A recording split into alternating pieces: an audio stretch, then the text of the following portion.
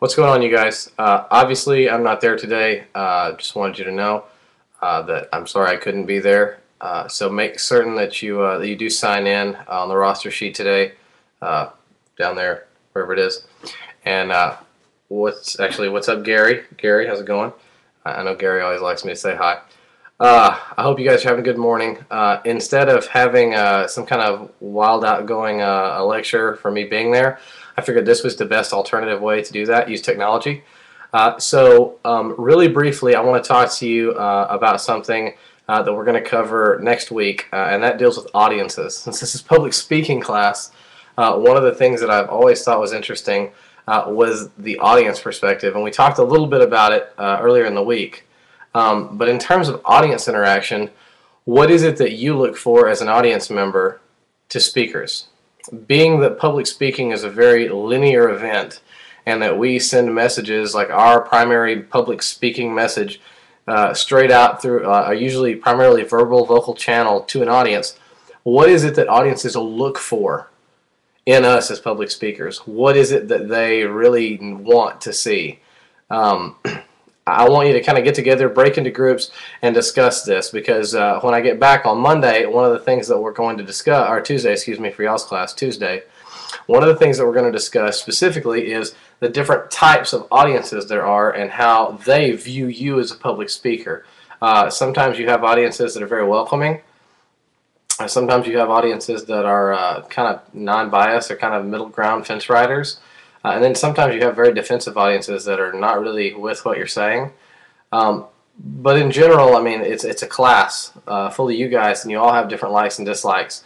So how do you kind of rate yourself as an audience member? We talked a little bit about delivery the other day, about what we expect from one another and what I expect from you as far as delivery, posture, delivery stance, pace, rate, how to deliver your speech so the audience really doesn't get bored, number one. And appreciates what you're saying. The other thing that I want you to be able to think about today specifically is I want you to break up into groups of four. There we go. Make sure it's in the frame. Groups of four. And I want you to just write out in your group, and make sure that you turn it in with the attendance roster.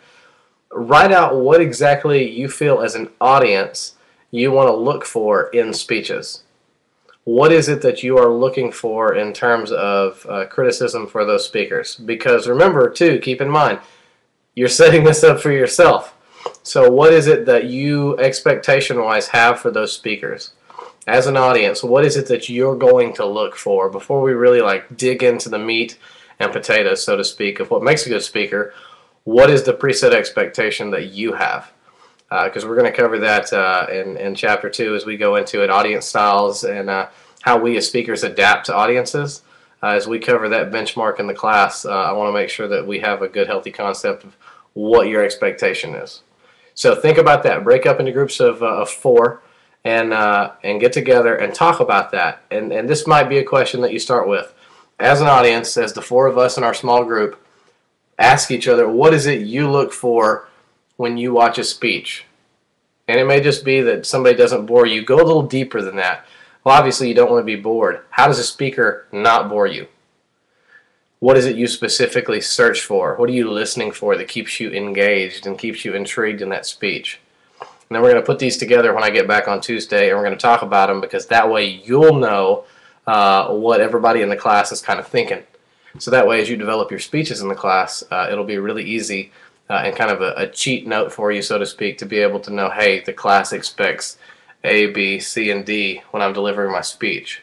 So as you're delivering that speech, we know we have kind of the Cliff's Notes version of what people expect. That way, when your speech is there, you've already catered to your audience, which is the number one goal of public speaking. It's an audience-centered, audience-based event. If audience ain't happy, ain't nobody happy. So hopefully you can take something away from it. Anyway, break into groups. I'm done with my rant. I'm going to heal over the weekend. I apologize for my absence, but I'm here with you in spirit. Yes, high fives. High fives. Feel the energy. Feel the energy. All right. Much love to you guys, and I will see you again very soon.